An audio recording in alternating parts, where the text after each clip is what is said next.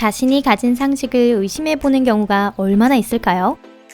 당연하다고 생각하는 것 중 무엇이 옳고 무엇이 그른지 혹시 따져본 적이 있으신가요? 하지만 놀랍게도 단 몇 번만 클릭하면 많은 일에 대한 사실을 확인할 수 있는 요즘 시대에도 근시를 단순한 눈운동으로 고치려는 사람이나 껌을 삼키기 어려워하는 사람이 적지 않습니다. 여러분 안녕하세요. 우리는 무언가 새로운 것을 알게 되었을 때 그 정보를 확인한 뒤에 비로소 자신의 것으로 만듭니다. 그리고 이를 통해 인생관과 세계관이 만들어지는 것이 기본이죠. 하지만 이런 것은 마치 SF 세계에서나 나올 법한 이야기입니다. 왜냐하면 우린 실제로 우연히 듣거나 잠시 읽어본 내용에 대해 대부분을 그대로 믿어버리기 때문입니다. 물론 가끔은 여러 설의 진위를 의심하고 재보기도 하지만 솔직히 이는 드문 일이죠. 하버드대 심리학자들의 말에 따르면 이러한 인간의 인식구조가 완성된 것에 대해 우리는 진화에 감사해야 한다고 합니다. 우리 조상들 중에는 회의론자가 없었습니다. 갈대숲에서 부스럭거리는 수상한 소리가 나면 조금의 의심도 없이 맹수가 접근한다고 생각하고 그대로 달아나기 일쑤였죠. 그 소리가 정말 무엇인지에 대해 천천히 생각할 여유 같은 건 없었습니다. 인간의 뇌는 잘못된 믿음을 자동적으로 수정하지 않습니다. 하지만 우리가 의도적으로 수정할 수는 있습니다. 생각해볼까요? 할머니, 할아버지, 부모님이나 선생님께서 가르쳐 주셨던 많은 것들을요. 그리고 살아오면서 실제로 그것들이 항상 옳은 것만은 아니었다는 사실을 말이죠. 그럼 이야기를 시작하기 전에 퀴즈 하나 내보겠습니다. 다음 중 잘못된 것은 몇 개일까요? 혀는 각각의 부위별로 하나의 입맛만을 뚜렷하게 느낀다. 당근을 먹으면 눈이 좋아진다.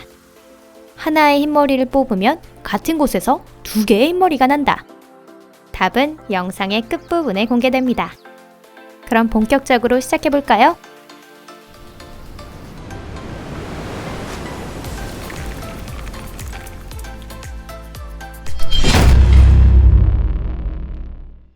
인간의 뇌는 10%밖에 쓰지 않는다.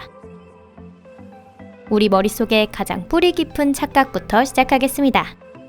인간이 뇌의 10% 능력밖에 쓰지 않는다는 말, 아마 어디선가 들어보신 적이 있을 텐데요.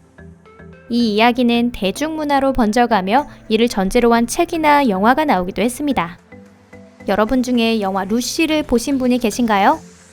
스칼렛 요한슨이 마약에 의해 뇌를 100% 각성시키며 거의 신에 가까운 존재가 되어버립니다. 리미트리스라는 미국의 스릴러 영화에서도 주인공이 특별한 마약을 복용하여 뇌를 각성시켰습니다. 하지만 사실 이 가설은 완전히 틀린 말인데요. 인간은 뇌 전 영역을 100% 그리고 거의 쉬지 않고 계속해서 쓰고 있습니다. 이것은 MRI 영상을 통해서도 쉽게 확인할 수 있습니다.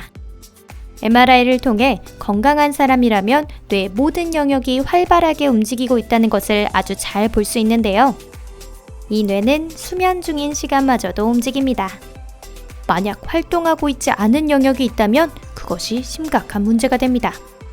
여기에서 자연 선택이라는 말에 대해 함께 생각해보고 싶은데요. 진화라는 것은 생명에서 불필요한 것을 빼고 가는 것을 말합니다. 인간이 이런 고성능의 뇌를 쓰기 위해서 지불하고 있는 대가는 적지 않습니다. 뇌는 몸무게의 2%밖에 되지 않는데 몸 전체의 20% 에너지를 소비하고 있기 때문이죠. 만일 뇌를 풀가동시키고 있지 않다면 이렇게 연비가 나쁜 기관이 남아있을 필요가 있었을까요? 뇌가 작았던 호모 사피엔스가 진화에 더 유리했고 오늘날 지구 주민들은 더 작은 머리를 가지게 되었습니다. 그럼 이런 생각은 어디에서 나왔으며 또 왜 이렇게 끈질기게 살아남을 수 있었던 걸까요?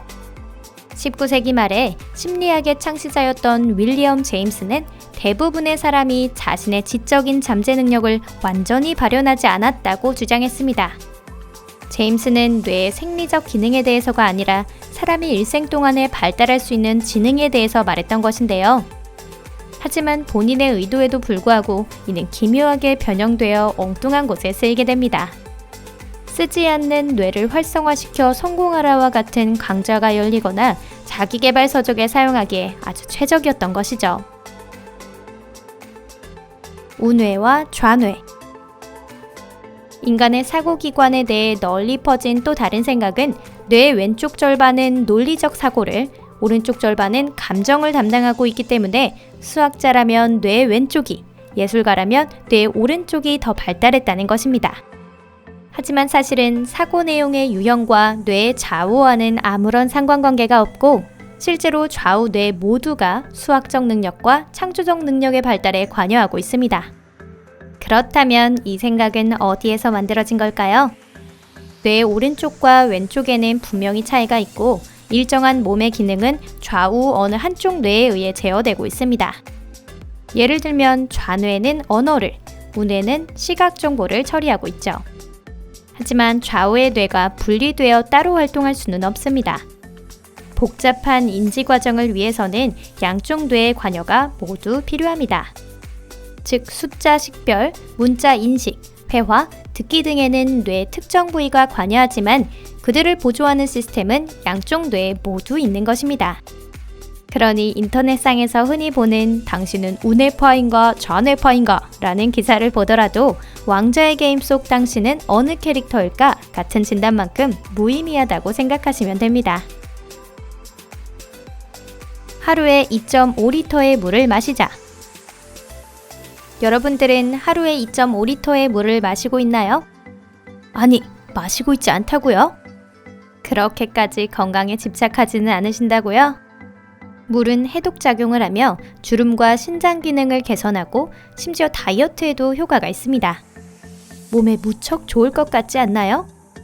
그리고 사실 물은 생명 유지의 필수 요소입니다.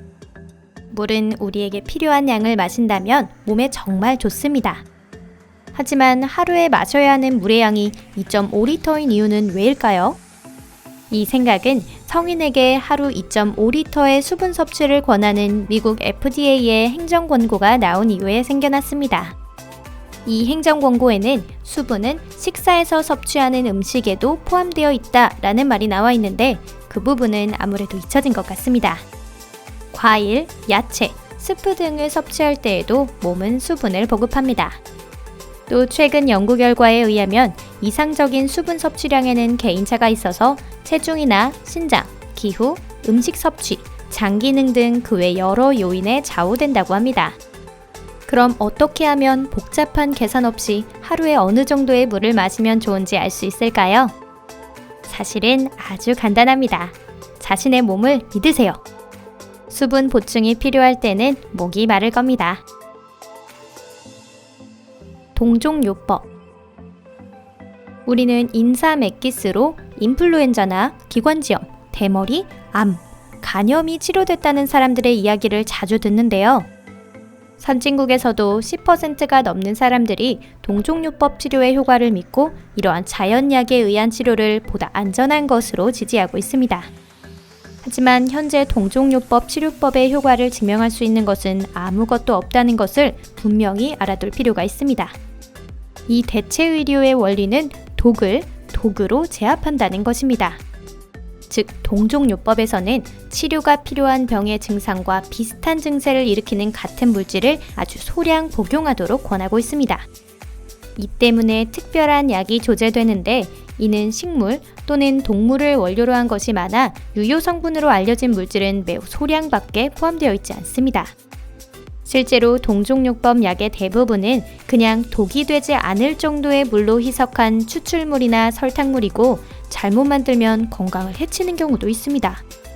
동종요법에서는 바로 이 독약을 사용합니다.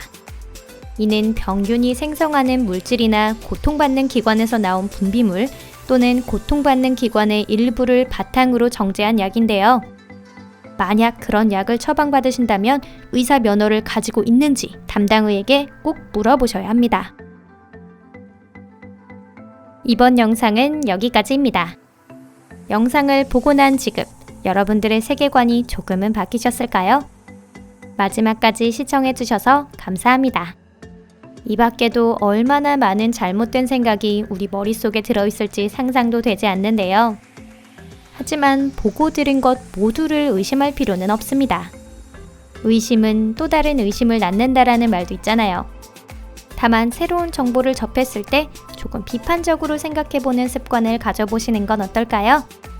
이외에도 어떤 미신이 있는지 여러분께서 알고 계신 것을 댓글로 남겨주세요. 그리고 마지막으로 퀴즈의 정답입니다. 영상 앞부분에서 3가지 가설 중 잘못된 것은 무엇인가 하는 문제가 있었죠? 답은 3가지 모두입니다. 잘 맞추셨나요? 그럼 저는 다음 영상에서 찾아뵐게요. 안녕히 계세요.